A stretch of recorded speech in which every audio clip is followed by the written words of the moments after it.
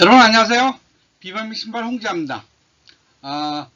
미중 무역 전쟁 늘 저의 관심이죠. 근데 미중 무역 전쟁은 단순히 무역으로 전쟁으로만 보기보다는 이제 미국과 중국 간의 총체적인 대결 양상으로 보면은 미국과 중국이 현재의 세계의 정치 경제를 다루는, 그리고 심지어는 국내 문제를 어떻게 다루는가까지도 같이 비교해 볼 수 있겠죠. 그래서 그런 의미에서 양국 다 지금 미국이나 중국이나 자국의 부채가 아주 심각한 양상을 갖고 있죠. 미국은 국가 부채가 심각하고 중국은 지방 부채가 심각하죠. 결국은 중국도 지방 부채가 심하다는 건 국가가 부담해야 될 걸 지방 정부에서 부담했기 때문에 그런 것이죠. 그래서 오늘은 이 국가 부채를 미국과 중국은 어떻게 대처하는가, 그리고 어떠한 현황에 나와 있는지, 그리고 어떻게 다르게 대처하는지를 알아보려고 합니다. 시작하기 전에 잠시 광고가 있겠습니다. 트레이드워, 초강달러 시대 돈의 흐름, 제가 쓴 책입니다.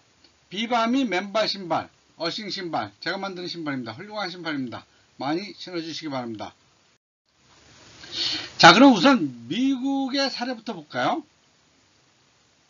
미국의 국채 시장은 굉장히 글로벌하죠.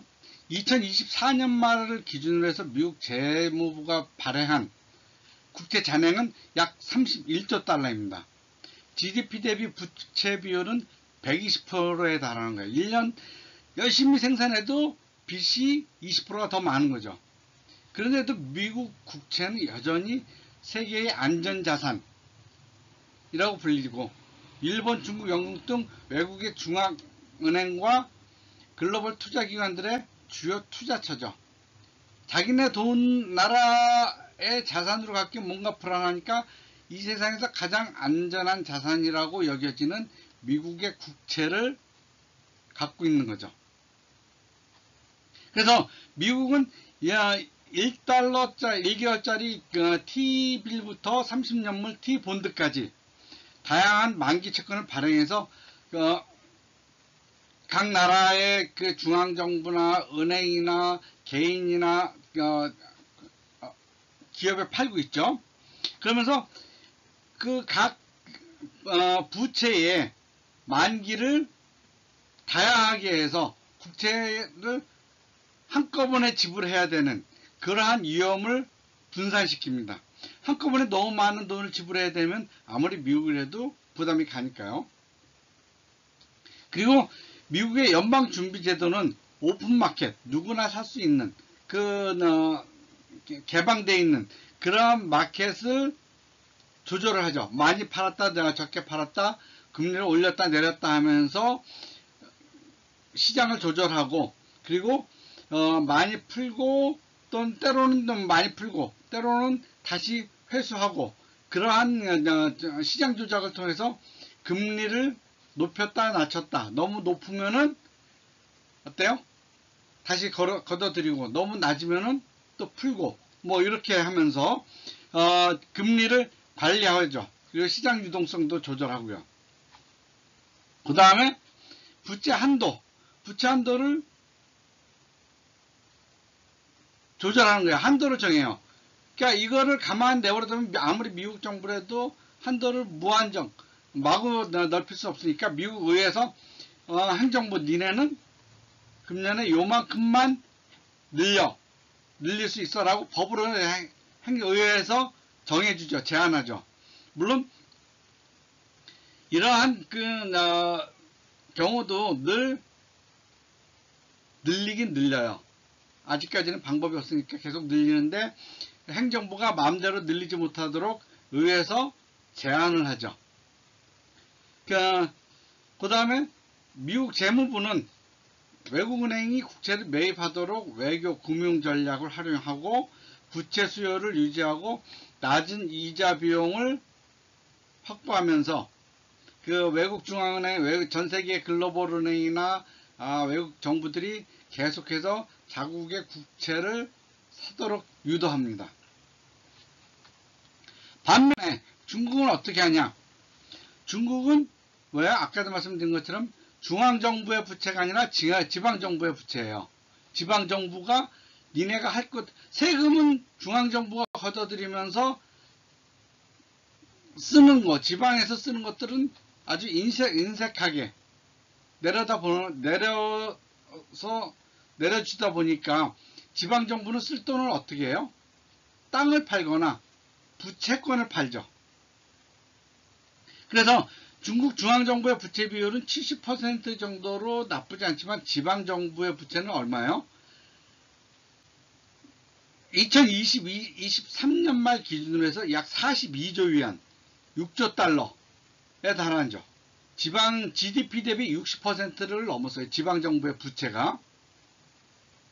게다가 그림자 부채, 즉 포함되지 않은 중앙정부나 지방정부의 부채에 포함시키지 않았지만 지방정부가 부담해야 되는 다른 방법으로 끌어들였던 그림자 채무, 이 그림자 채무가 약 공식적인 수치보다 20 내지 30% 더 높다라고 추정하고 있습니다. 추정한다는 건 뭐예요? 공식적인 발표가 안 돼 있다는 거죠. 그래서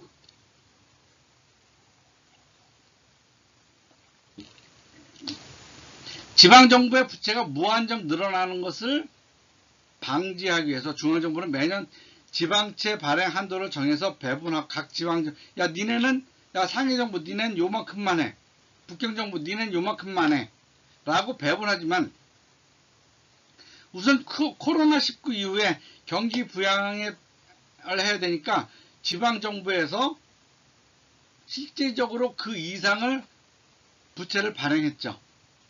그리고 지금도 계속 더 발행을 하고 있고요. 그 다음에 국유은행이 지방정부를 대신해서 자금을 빌려주는 형태도 있습니다. 그러니까 국유은행이 지방정부에다가 돈을 계속 빌려주면서 밀착되는 관계죠. 그럼 국유은행은 이자를 받아줬고 지방정부는 돈을 쓸 수가 있어서 좋고, 그러면서 이거를 무한 반복하다 보면 어떻게 돼요? 계속 실질적인 부채는 늘어나는 거죠. 어떻게 보면 도덕적 해이입니다. 그러다 보니까 이렇게 지방정부의 부채가 늘어나다 보니까 어때요? 이제 지방정부에서 손도는 경우도 늘어나죠. 공무원들한테, 학교 선생님들한테 돈 못 주겠어 하고 뒤로 나잡혀지는 그런 일들이 자꾸 발생하고 있죠. 그러면서 채권 수익률, 이자율이 높아지고 대출 시장이 위축되는 그러한 악순환이 발생하고 있습니다. 지금 중앙정부나 지방정부, 중국 전체 경제에서 정부의 부채가 아주 심각한 문제가 되고 있죠. 물론 공식적인 발표는 안 되고 있습니다. 반면에 개인들의 저축은 또 너무 많은데 쓰질 않아서 문제가 되고요. 자, 그렇다면 이러한 미국과 중국의 상황을 보면서 한국은 어떻게 해야 될까요? 우선 정부 부채에 대한 투명성 확보를 해서 우회 부채가 이 공식적인 것이 아니라 이 비공식적인 그러한 부채들, 이러한 부채들을 통계에 반영시키고 지방채의 발행 한도를 엄격하게 관리해야 돼요. 우리나라도 이미 한두 군데 지방정부가 디폴트를 선언한 적이 있죠. 그 다음에 만기 구조를 최적화해야 돼요. 기획재정부와 한국은행이 협력해서 단기 채권, 장기 채권의 비중을 조정하고 이자 부담을 줄이면서 금융시장의 변동성을 완화할 수 있어야 돼요. 그리고 끊임없이 지방정부의 건전성을 평가하고 쓸데없는데 돈이 들어가지 않도록 계속해서 강화하고 지방재정의 위험을 선제적으로 예방을 해야 되죠. 그러면서 중앙정부가 지방정부에 지방재정이 필요하다면 중앙정부에서 오히려 교부금을 유연화시키면서 빚을 늘리지 않게, 중앙정부의 부채는 차라리 어느 정도 컨트롤이 가능하지만 지방정부의 부채는 그냥 감독이 느슨하다 보니까 이걸 한도를 정하고 컨트롤하기가 어렵거든요. 그러니까 중앙정부에서 지방정부에 대한 컨트롤을 더 강화해야 되지 않을까라는 것이 저의 생각입니다.